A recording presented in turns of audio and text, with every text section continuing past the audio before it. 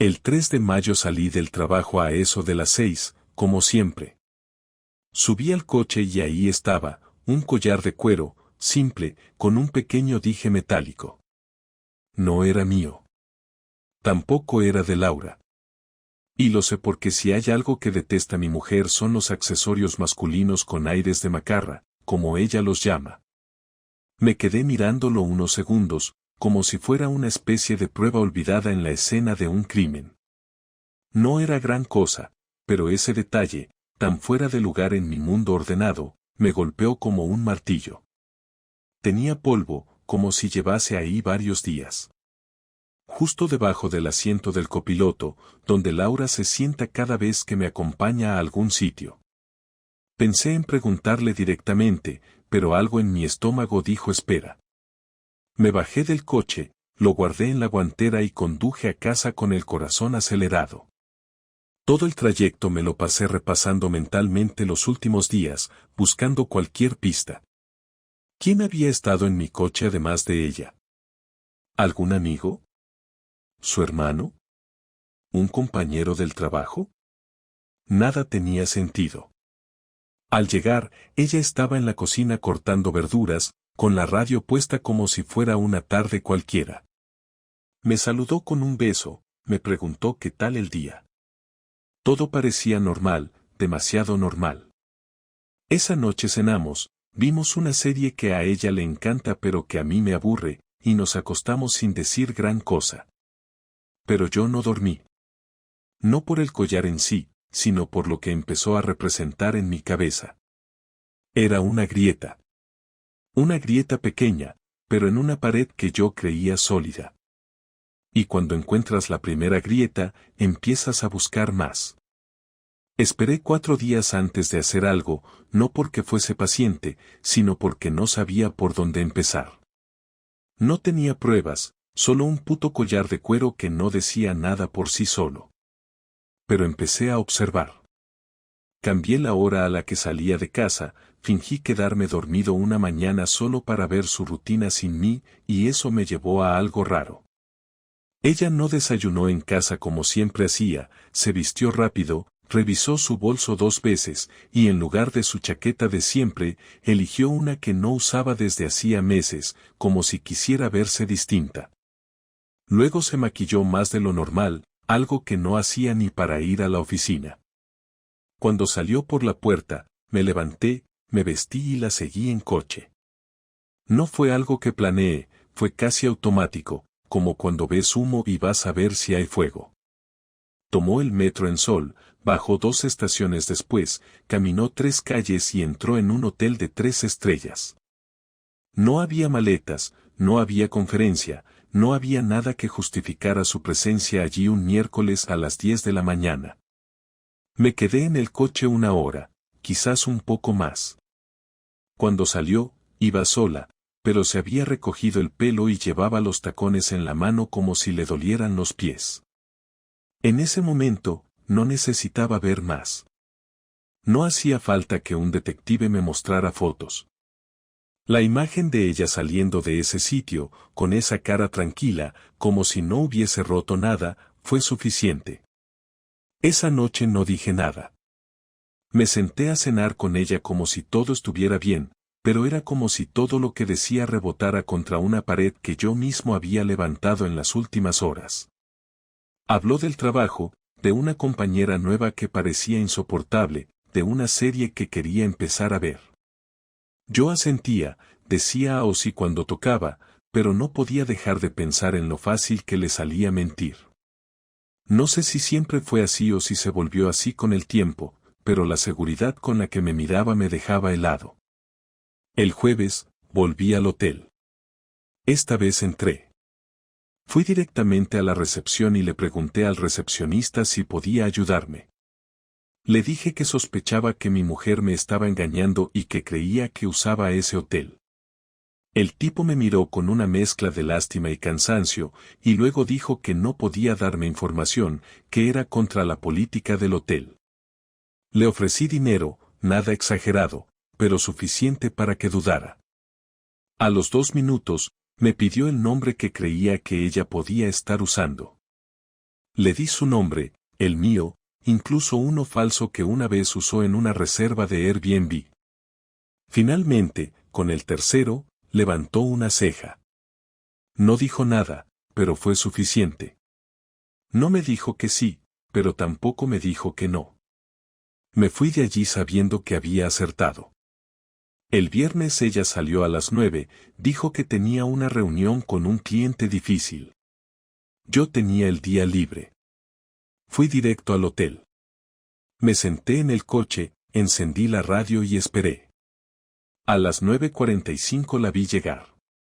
Venía caminando con otro hombre. No era su jefe, no era un compañero de trabajo.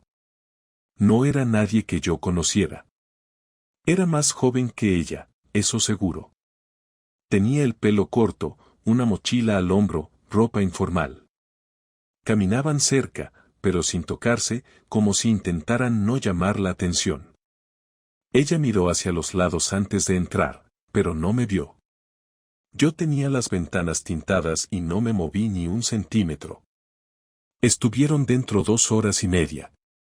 Cuando salieron, él le dio un beso rápido en la mejilla y se fue en dirección contraria. Ella cruzó la calle y entró a una cafetería.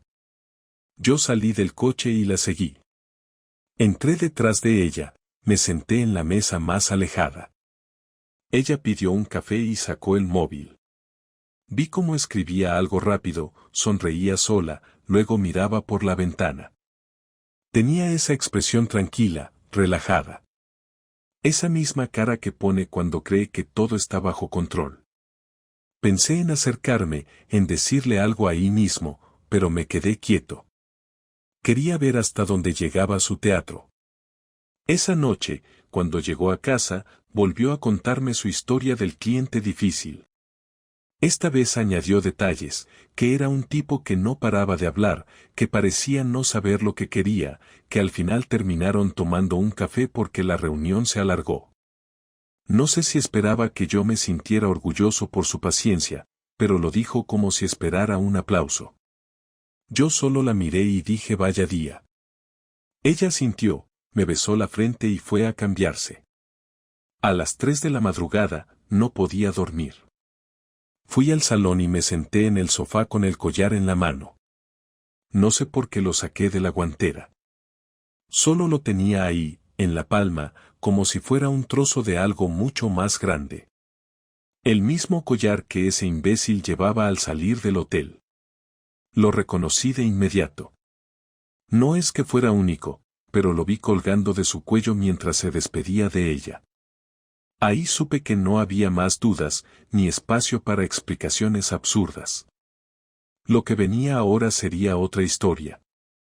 No soy una persona impulsiva, pero tampoco me gusta que me vean la cara. Esa mañana me levanté antes que ella, preparé café como siempre y me senté a desayunar sin decir una palabra. Ella bajó en bata, con el pelo recogido y una sonrisa automática que últimamente me daba más rabia que alegría. Dijo buenos días y me preguntó si tenía algo importante en el trabajo. Le dije que no, que había cancelado todo para pasar el día con ella. En ese momento noté que su sonrisa bajó un poco, como si no supiera si eso era buena o mala noticia. Se sirvió café, se sentó frente a mí y preguntó qué me pasaba, porque notaba algo raro en mi forma de hablar. Yo la miré fijamente y le pregunté si sabía quién era el tipo del collar. Ella se quedó quieta, con la taza en la mano a medio camino entre la mesa y sus labios. No respondió de inmediato, solo bajó la taza sin beber y me preguntó de qué estaba hablando. Saqué el collar del bolsillo del pantalón y lo dejé sobre la mesa. Durante unos segundos no dijo nada. Solo miraba el objeto como si no lo hubiera visto nunca en su vida, como si no tuviera idea de por qué eso estaba ahí, como si no hubiera pasado nada en absoluto. Después de unos segundos de silencio dijo que no sabía de quién era, que eso no era suyo, que quizás alguien lo había olvidado en el coche. Le pregunté si ese alguien había olvidado también salir corriendo del hotel por la puerta trasera para que no los vieran juntos. Entonces cambió su expresión. Ya no era sorpresa ni negación. Era otra cosa. Una mezcla de resignación, fastidio y rabia. Me preguntó si la estaba espiando, si la había seguido, si ahora era de esos tipos que se obsesionan con teorías conspirativas y que imaginan cosas que no existen.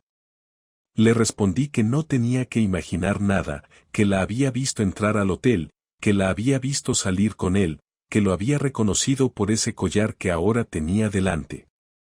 Entonces empezó a gritar. Dijo que estaba harta, que llevaba meses sintiéndose ignorada, que yo era un robot, que nunca estaba presente, que siempre tenía la cabeza en otro lado. Le pregunté si eso justificaba meterse con otro tipo a escondidas, si eso era su idea de resolver los problemas de pareja. Me dijo que yo no la escuchaba, que no me interesaba su vida, que no la tocaba, que no la miraba como antes. Yo le contesté que eso podía habérmelo dicho sin bajarse la ropa en una habitación alquilada por horas. La discusión subió de tono en segundos. Yo no grité, pero mi voz era firme. Ella sí gritaba. Me dijo que no era lo que pensaba, que no había pasado nada serio, que fue un error, un impulso, algo que no pensaba repetir. Le pregunté cuántas veces no pensó repetirlo, porque el hotel parecía tenerla registrada con otro nombre. Me llamó paranoico, me dijo que exageraba, que me estaba montando una película. Yo seguí sentado, sin levantarme, sin tocar el café, sin pestañear. Ella se levantó, caminó por la cocina como si buscara aire. Me dijo que no lo planeó, que fue algo que se dio, que no sabe cómo llegó a eso. Le pregunté si le parecía justo decirme eso como si yo tuviera que aceptarlo sin más. Me dijo que no sabía qué más decir, que si quería que se fuera, que lo hiciera ya, que no aguantaba más este ambiente. Le dije que no quería que se fuera todavía. Que antes íbamos a dejar las cosas claras. Que iba a escuchar lo que yo tenía que decir. Le pregunté si pensaba seguir viéndose con él, si pensaba que lo nuestro podía continuar como si nada, si estaba dispuesta a cortar de raíz esa relación o si solo me estaba diciendo lo que creía que quería oír. Ella me dijo que no sabía, que estaba confundida, que no era tan fácil. Yo le dije que sí era fácil, que en este mundo hay cosas que no se hacen, que uno no puede joderse la vida y luego decir que está confundido. Le pregunté si lo amaba. Tardó 5 segundos en responder. Dijo que no sabía, que no era amor, que era otra cosa. Le pregunté si se acostó con él. No respondió. Miró al suelo. Eso me bastó. Me levanté, recogí el collar, lo metí en el bolsillo y le dije que íbamos a hablar de las consecuencias más adelante. Que no iba a actuar como un crío ni a tirarle sus cosas por la ventana, pero que lo que había hecho tenía un peso y que no pensara ni por un momento que esto iba a pasar sin que cambiara todo. Ella no dijo nada más. Se fue al baño, cerró la puerta con seguro y no salió en media hora. Yo me quedé en la cocina, sentado, con las manos en la frente, sintiendo algo que no sé describir. No era rabia, no era tristeza, era algo más seco. Como cuando te das cuenta de que algo se rompió y ya no hay forma de arreglarlo sin que se note. No tenía intención de actuar rápido, pero tampoco pensaba dejar pasar el momento. El lunes siguiente fui al trabajo como si nada hubiera pasado, saludé a todos, respondí correos, hice llamadas y mientras tanto diseñaba en mi cabeza lo que iba a hacer. No soy de los que buscan venganza por impulso ni de los que arman espectáculos, pero tampoco soy de los que se tragan la humillación sin hacer nada. No era solo el engaño, era la manera en que lo había hecho, la forma en que lo había negado hasta el último momento, el descaro de dormir a mi lado después de irse con otro, como si yo fuera un adorno más de la casa. Así que empecé a organizarme. Pedí una cita con un abogado amigo mío, no para iniciar nada todavía, sino para informarme. Quería saber hasta dónde podía llegar, qué podía hacer si llegábamos al punto de separación. Él me explicó todo con claridad, me dio algunos consejos, y me dijo que, si había pruebas, sería más fácil defender mis derechos. Volví a casa y no le dije nada del abogado, ni de mis planes, ni de mis sospechas. Me comporté normal. Hablábamos lo justo, comíamos en silencio, dormíamos en la misma cama, pero sin tocarnos. Ella intentó acercarse un par de veces, me preguntó si quería hablar, me dijo que necesitaba que yo dijera algo, que no soportaba más la tensión. Yo le dije que cuando tuviera algo que valiera la pena decir, lo haría. Nada más. Empecé a mover mis cosas poco a poco, cosas pequeñas, documentos, papeles, algunos libros, ropa que no usaba. Las metía en una mochila y las guardaba en la oficina. Luego abrí una cuenta bancaria nueva, saqué la mitad de mis ahorros y la transferí ahí. Pedí a un amigo que me prestara una habitación en su piso durante una semana, sin explicarle mucho, solo que necesitaba distancia. Preparé todo con calma, sin que ella notara nada. El sábado le dije que me iba a pasar el día con mis padres. No era mentira, pero tampoco era toda la verdad. Fui a verlos, pasé un rato con ellos, y luego fui directo al sitio donde había estado reuniéndome con mi abogado. Allí imprimí todos los documentos que necesitaba, mi nueva cuenta, las transferencias, la lista de pertenencias que me iba a llevar. Después fui a la oficina y saqué de mi mochila un sobre con una nota que había escrito la noche anterior. Era una hoja sencilla, sin rodeos, sin frases bonitas.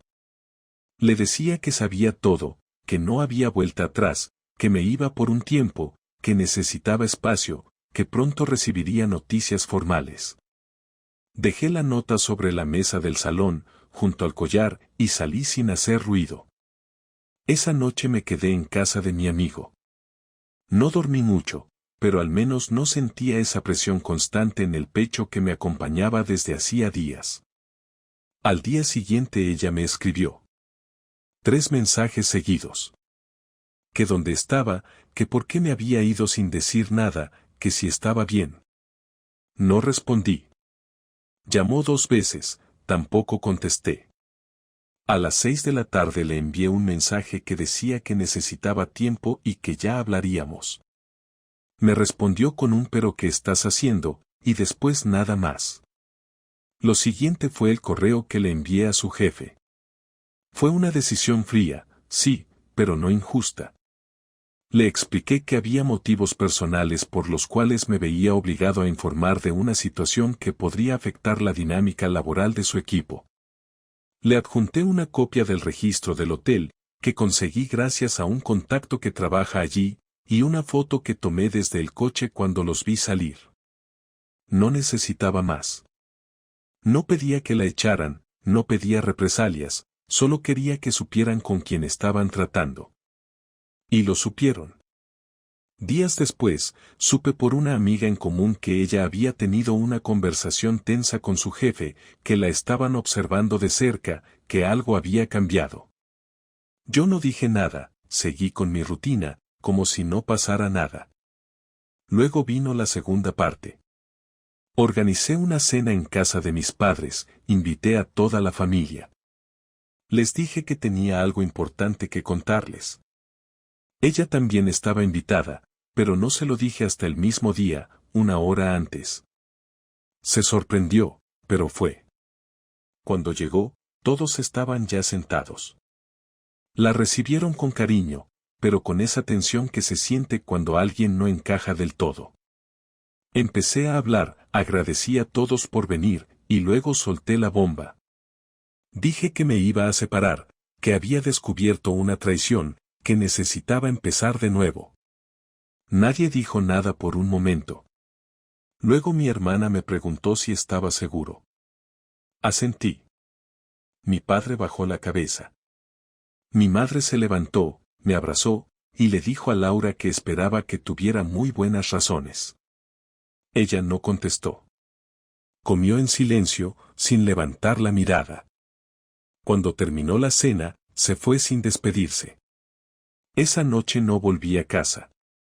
Al día siguiente cambié las cerraduras. Le envié un mensaje con el nombre del abogado que me representaría. Le dije que prefería que todo fuera rápido, sin drama. Ella no contestó. Esa misma semana me llamaron de su trabajo. Querían confirmar algunos detalles. No mentí, pero tampoco exageré. Dije solo lo necesario. El resto se encargó de hacerlo ella sola con sus actos. Su reputación cayó en picado, y yo no moví un dedo más. Pasaron 6 días desde que le mandé el mensaje con el nombre del abogado. Durante ese tiempo no hubo ningún intento por su parte de verme ni de hablar. Solo silencio. Ni siquiera respondió al mensaje, ni para preguntar nada. Me pareció extraño al principio, pero después lo entendí. No sabía cómo defender lo que hizo, no sabía por dónde empezar, y seguramente se le estaba viniendo todo encima. Al 7º día me escribió, no para insultarme ni para justificarse, sino para pedirme que habláramos una última vez, en persona, antes de que todo se resolviera de forma definitiva. Le dije que sí, pero que sería en un sitio público, neutral, y que solo iba a escucharla si no intentaba dar excusas ni cambiar el foco de la conversación. Aceptó. Nos vimos en una cafetería cerca del parque donde solíamos pasear antes, cuando todo era más simple. Ella llegó antes que yo. Estaba sentada en una mesa al fondo, sin maquillaje, con la cara más cansada que recordaba haberle visto. Me saludó con la cabeza y se mantuvo en silencio mientras me sentaba frente a ella. No pidió nada, solo tenía un vaso de agua a medio terminar. Yo pedí un café, más por tener algo que hacer con las manos que por necesidad. Cuando llegó, le di un sorbo y le pregunté directamente qué quería decirme. Tardó unos segundos en arrancar. Me dijo que lo sentía, no como una frase hecha, sino como alguien que sabe que lo jodió y que no hay vuelta atrás. Me dijo que no pretendía que la perdonara, que no esperaba comprensión, solo quería que supiera que no fue algo planeado, que no empezó con la intención de traicionarme, que simplemente pasó y que no supo parar. Le pregunté si seguía viéndose con él. Me dijo que no. Que desde que se enteró de todo, él también se apartó. Que ni siquiera tuvo el valor de enfrentar las consecuencias, que se borró sin decirle nada más. Me pareció tan patético que hasta me dio risa. Me preguntó si había alguien más en mi vida ahora, si había empezado algo con otra persona. Le dije que no tenía ganas, que estaba demasiado ocupado recomponiendo todo lo que ella había roto. Bajó la mirada y no dijo nada por un rato. Me preguntó si pensaba divorciarme definitivamente o si solo era un impulso, una reacción al dolor. Le dije que no actuaba por impulso, que si había algo que aprendí de esto era que debía tomar decisiones claras y no dejar que las emociones las dictaran. Que la decisión estaba tomada. Intentó tocarme la mano y se la retiré. No por odio, sino porque no quería que confundiera las cosas. Me dijo que sabía que no tenía derecho a pedirme nada, pero que quería que intentáramos llevarnos bien, por respeto a los años vividos, por lo que fuimos. Le respondí que yo también lo prefería, que no pensaba convertir esto en una guerra, pero que necesitaba tiempo y distancia. Me dijo que entendía, que no lo merecía, pero que agradecía que no la hubiera destruido públicamente. Le respondí que no necesitaba hacerlo, que ya se había encargado ella sola de eso. Hubo un momento de silencio incómodo, en el que los dos miramos hacia lados opuestos, como si ese instante fuera una especie de transición entre lo que habíamos sido y lo que éramos ahora. Entonces me preguntó si había algo que pudiera hacer para reparar aunque fuera una parte del daño. Le dije que no había forma de deshacer lo que hizo, que el daño no era un objeto que se pudiera arreglar con disculpas o buenas intenciones. Que todo lo que podía hacer era aceptar las consecuencias y seguir adelante. Me dijo que muchas noches se había despertado pensando que todo era una pesadilla, que iba a abrir los ojos y seguiríamos durmiendo juntos como siempre, con la tranquilidad de la rutina. Le dije que yo también tuve ese tipo de sueños, pero que a diferencia de ella, los tuve antes de que hiciera lo que hizo. Que los míos eran señales de que algo andaba mal, y que ella eligió ignorarlas y tomar otro camino sin consultarlo. Que la diferencia entre los dos fue que yo creía en lo que teníamos y ella no. Me pidió que la avisara cuando el abogado me contactara para formalizar todo, que no quería enterarse por terceros. Le dije que lo haría. Pagó la cuenta sin que se lo pidiera, se levantó antes que yo, y me dijo adiós sin tocarme, sin abrazarme, sin intentar cerrar con una escena. Solo un cuídate que sonó más sincero que todo lo que había dicho en las últimas semanas. La vi salir del local, cruzar la calle y perderse entre la gente. Esa noche volví a casa de mi amigo, me serví una cerveza y no encendí la televisión. No sentía rabia, ni alivio, ni tristeza. Sentía algo más parecido a un vacío, pero uno que sabía que iba a llenarse con el tiempo. Esa conversación no cambió nada en los hechos, pero me dio lo único que necesitaba para cerrar el ciclo, claridad. Ahora podía seguir adelante sin preguntas pendientes. Una semana después de nuestra conversación firmé los papeles del divorcio. No hubo discusiones sobre propiedades, cuentas ni pertenencias. Ella no puso objeciones. Supongo que entendía que cualquier intento por aferrarse a algo que ya no tenía valor para ninguno de los dos solo iba a hacer el proceso más sucio y largo. Me quedé con el coche, parte del dinero en común, y decidí mudarme a un piso pequeño en otro barrio. No muy lejos, pero lo suficiente como para no cruzármela cada 2 por 3. Empecé de cero, literalmente. Me llevé solo lo necesario, lo demás lo dejé atrás, no porque no pudiera llevármelo, sino porque ya no quería arrastrar cosas que pertenecían a una vida que ya no era mía. Al principio, los días eran raros. Me levantaba temprano como siempre, pero no había nadie al otro lado de la cama. Hacía el café y no había que preparar otro. No había platos sucios ajenos, ni ropa tendida que no fuera mía. Los fines de semana eran los más difíciles. Me sentaba en el sofá, ponía una serie para tener algo de ruido de fondo, y me quedaba mirando el móvil sin saber a quién escribir. La gente no sabe lo solitario que puede ser empezar una nueva rutina cuando estás acostumbrado a compartirla todo el tiempo. A veces me preguntaban si extrañaba a Laura. Yo no respondía con frases hechas. No decía que la odiaba, ni que quería que desapareciera. Lo que respondía era que extrañaba tener algo que creía seguro, aunque al final resultó que no lo era. Con el tiempo empecé a hablar con personas que antes tenía abandonadas.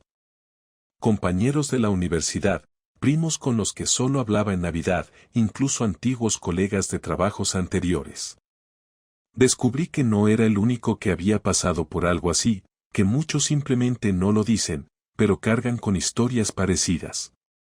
Esas conversaciones me ayudaron a no sentirme el único idiota al que le había pasado. Y no es que me consolara el mal ajeno, simplemente entendí que la vida no garantiza nada y que nadie está libre de que lo traicionen, por más correcto que intente ser. Volví a salir de casa con ganas, no por obligación. Empecé a correr por las mañanas, me apunté a un gimnasio, fui a eventos del trabajo que antes evitaba. No lo hacía para aparentar que estaba bien, sino porque empecé a entender que si me quedaba en el mismo lugar emocional todo el tiempo, la rabia y la tristeza iban a estancarse y no quería vivir anclado a algo que ya no tenía solución. No era una cuestión de superación express ni de seguir consejos motivacionales, simplemente estaba cansado de vivir con el estómago apretado todo el día. Un día me escribió Laura. Fue un mensaje breve, sin dramatismos. Me preguntaba si podía pasar por el piso a recoger un par de cajas que se había olvidado. Le dije que sí, que las dejaba en portería. No quería verla, no por rencor, sino porque sentía que ya no había nada que agregar. Me respondió que gracias y que esperaba que estuviera bien. No le contesté. Me pareció suficiente con lo que ya habíamos hablado, no necesitaba más cierres, más escenas, más explicaciones. Eso fue lo último que supe de ella. Hoy, al mirar atrás, no siento que todo haya sido una pérdida. No digo que esté agradecido por lo que pasó, porque sería una mentira, pero tampoco me siento víctima. Aprendí que hay que estar más atento a las señales, no solo de los demás, sino de uno mismo.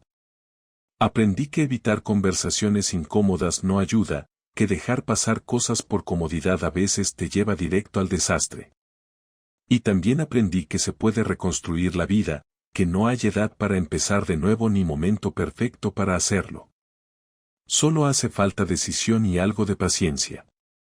He conocido a alguien hace poco. No voy a decir que es el inicio de una gran historia ni que me devolvió la fe en el amor. Es alguien que conocí en una cena con amigos, que se rió de mis chistes y que me preguntó cosas sobre mí sin querer saber nada de mi pasado. No le conté todo, no todavía, pero hablamos bastante y, por primera vez en mucho tiempo, sentí que podía hablar sin tener que esconder lo que soy. No tengo prisa, no tengo expectativas. Solo quiero ver hasta dónde llegamos sin cargar lo que no nos corresponde. No planeo borrar los recuerdos de lo vivido, pero tampoco pienso revivirlos cada semana. Si algo aprendí es que el dolor no se cura buscando culpables eternamente. Se cura enfrentándolo, aceptándolo, y saliendo del círculo en el que uno se queda dando vueltas cuando no se atreve a tomar decisiones. Mi historia con Laura terminó mal, pero no me va a definir. No soy solo un tipo al que le fueron infiel. Soy alguien que supo qué hacer cuando eso pasó. Y eso, para mí, vale más que cualquier intento de salvar algo que ya estaba muerto antes de que me diera cuenta.